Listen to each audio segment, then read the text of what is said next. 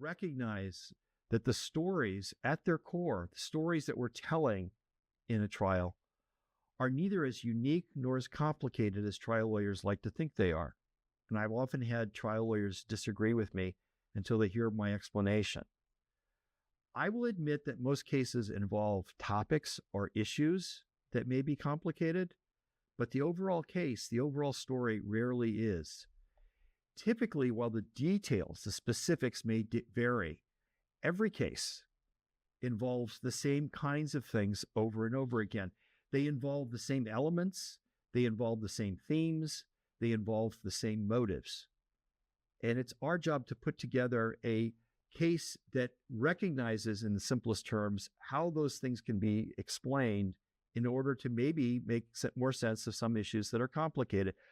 For example, I'll say to people, look, inverse multiplexing, yeah, complex topic. And if we're going to be doing a patent case on inverse multiplexing, that part's going to be important. But you know what? That's not what the case is about.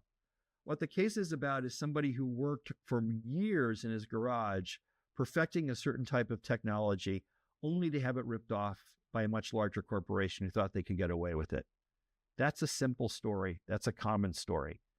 Individual elements may be complicated, but the unified case theory that we need to have should not be.